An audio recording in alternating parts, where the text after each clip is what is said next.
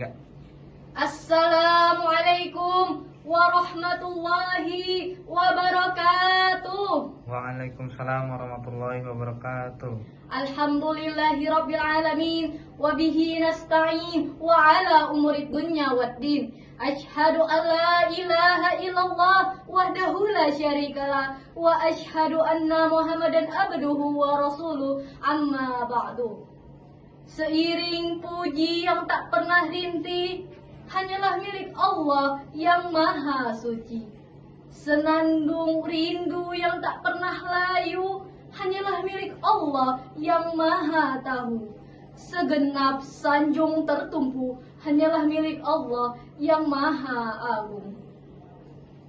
Salawat berbingkaikan salam semoga senantiasa tercurahkan kepada mahkota alam, pelipur lara di kala duka, pengobat kalbu di kala rindu, dan penenang hati di kala tersakiti, yakni Habibana wa Syafi'ina wa Maulana Muhammad Sallallahu alaihi wasallam. Hadirin rahimakumullah, pada kesempatan kali ini izinkanlah saya Rizka Tirta Iswani menyampaikan sepatah dua patah kata yang insya Allah bermanfaat. Kalau dakwah dilakukan dengan kesan, insya Allah pesan sampai ke kalbu.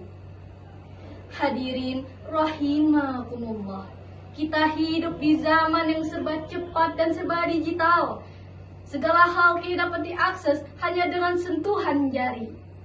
Tapi di tengah kemajuan ini, justru tantangan berdakwah semakin besar. Lalu apa yang harus kita lakukan? Berdakwah dengan kreativitas contohnya. Dakwah itu tak harus selalu di mimbar. Dakwah dapat hadir di mana saja, seperti video pendek, podcast, desain, tulisan, dan postingan inspiratif lainnya. Intinya, selama pesan yang disampaikan itu mengajak pada kebaikan, itu juga dakwah. Allah Subhanahu wa taala berfirman, A'udzubillahi minasyaitonirrajim. Bismillahirrahmanirrahim. Ud'u ila sabila rabbika bil hikmah wal mau'izatil hasanah. Serulah manusia pada jalan Tuhanmu dengan hikmah dan pelajaran yang baik. Quran Surah An-Nahl ayat 125. Ayat ini mengingatkan kita bahwa dalam berdakwah pun kita harus bijak dan kreatif, menyesuaikan cara penyampaian dengan siapa kita berbicara. Contoh, anak muda lebih tertarik pada visual yang keren, bahasa yang santai, dan konten-konten yang relevan dengan kehidupan mereka.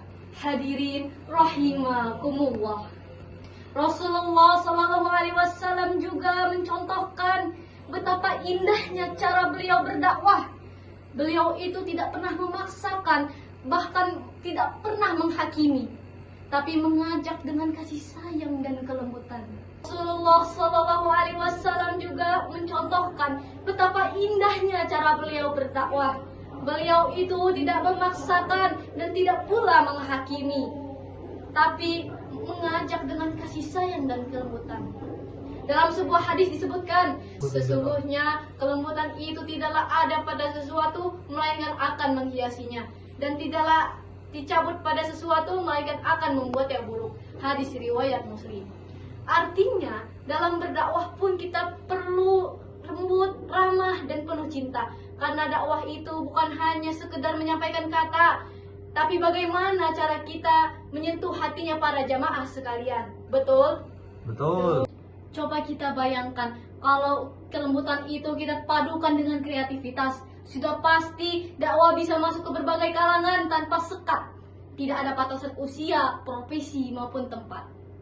Hadirin sekalian, ingatlah, Islam itu bukan agama yang kaku, tapi Islam itu fleksibel dan relevan di setiap zamannya.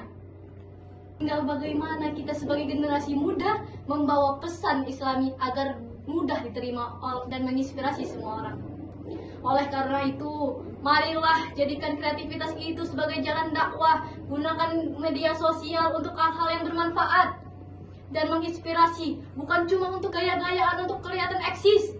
Tunjukkan kepada dunia kalau Islam itu indah, damai, dan bisa hadir di setiap ruang kehidupan. Cukup sekian yang dapat saya sampaikan. Mohon maaf apabila ada kesalahan. Kepada Allah, saya mohon ampun. Unzur ma qala wala tanzur ma qala. Lihat apa yang disampaikan, jangan lihat siapa yang menyampaikan.